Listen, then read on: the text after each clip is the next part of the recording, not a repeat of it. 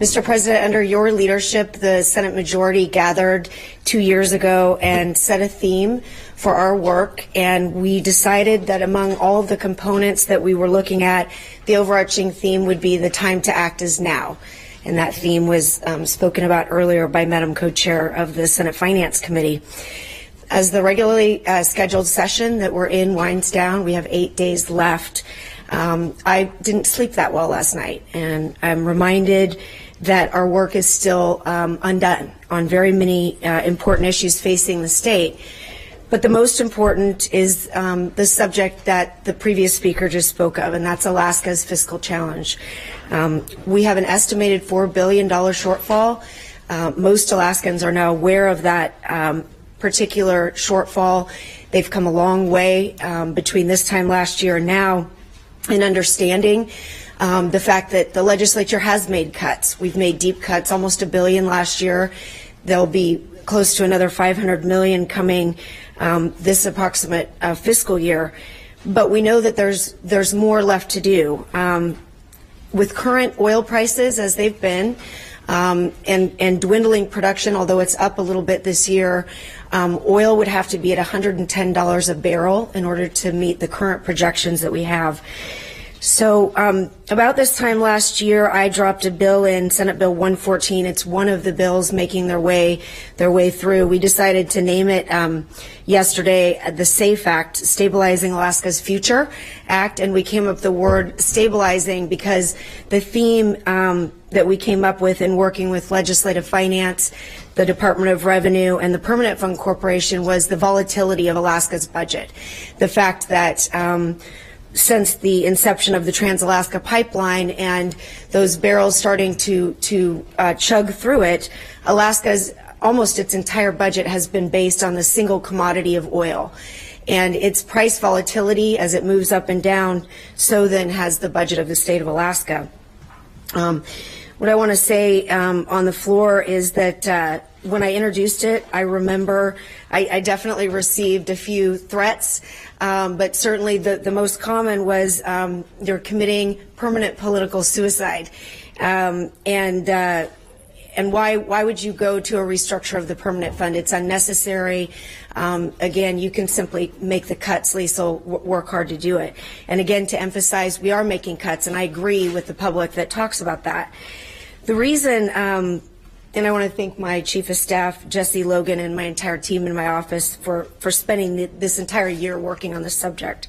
The reason we went to the permanent fund, and then just to say on the floor that my hope is we will leave with at least that fundamental restructure, is that we have $1 billion problem.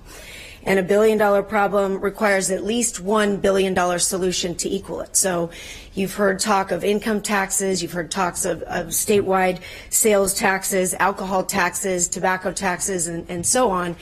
I have a chart in the presentation on 114 that shows that if you took all of the taxes proposed in the governor's current suite of bills, that would bring you $467 million a year only.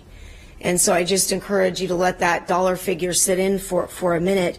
Whether it's 114 or another bill, most of them are driving toward a somewhat similar amount of about $2.5 billion. And while that doesn't equal the entire solution, it certainly goes a long way toward stabilizing the economy.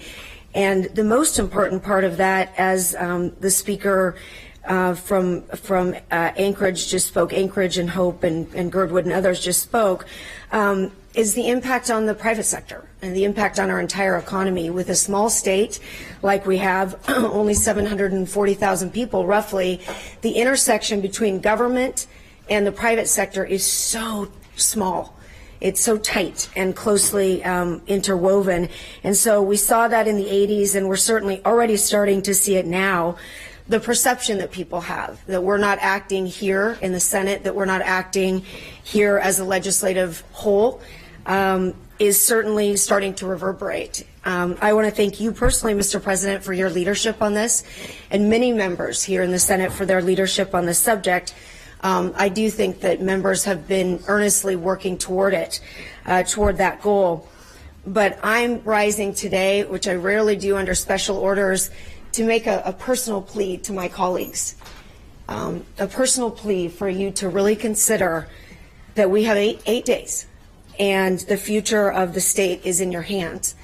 And I have served 16 years in this body. I started in my late 20s, and I've served with honor, and I have never faced an issue like this. And I just encourage all of us, whatever the political risk that is out there, whatever your concerns or uncertainties are about the specific modeling, come by my office. I have more to share with you on it. Seek out your own resources. Seek out your own resolution. Name it after somebody you care about. It doesn't matter to me. Let's solve the problem. I want to just add a few thoughts as you think about whether you believe the most important thing we should be doing right now in the Alaska State Senate is to restructure the permanent fund. I want to ask you this. In 2012 and 2013, when the dividend was closer to $900, was anyone saying that that was hurting families? As I hear over and over again the challenge, Liesl, if you restructure the permanent fund, you're going to hurt Alaskan families. And I wonder if when we were serving in 2012 and 13, were we asking whether a $900 dividend was hurting Alaskan families? Or were we happy as Alaskans to be receiving a share of the permanent fund? And were we happy that our neighbors were receiving a share? And let me ask you this. What's worth more to you now, the value of your house and its value continuing to be maintained, or the value of the dividend being held up at $2,000 over the next 2 years? Or another question, would you rather receive a $2,000 dividend for 2 years or receive a dividend closer to $1,000 for forever? And that's a very real question. That's not hyperbole.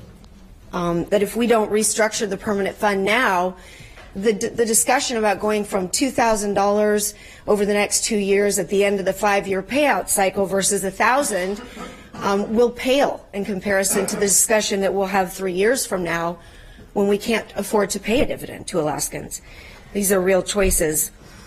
I simply want to encourage you, again, the face that's always on my mind is Grayson. Each of you have your own face. You have your own children, your own grandchildren, your own nieces and nephews. But as we move toward the final days and all of the stress and strain that's out there, we dealt with very important issues on the floor today, Mr. Speaker and Mr. President. I don't want to take away from that. But none of them will really matter either if we don't take the step to close the gap. And again, if your personal favorite is an income tax or your personal favorite is a statewide sales tax, fine, push ahead with those. But recognize that you cannot get to a solution without a fundamental restructure of that permanent fund. And as we do it, again, a point that I make over and over, that for any Alaskan that's listening and says, you guys down in Juneau are trying to take my permanent fund dividend to fund your favorite pet project, or to pay yourself even. I've even heard that notion.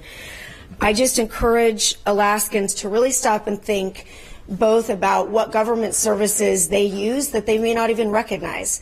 Public safety, the fact that they're not standing outside their home having to guard it, as we did in the Wild West, if you will.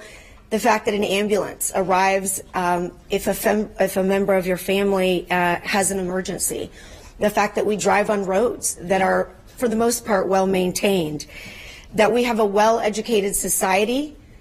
That we have a system of incarceration that puts the really, really dangerous offenders behind bars and pays those correctional officers to keep them there. So we do all benefit from government services, and if we act now, we have a chance to benefit also from a share of the permanent fund that would be maintained in the form of a dividend. But if we don't, we will run out of time. So I encourage us to act now. Thank you, Mr. President.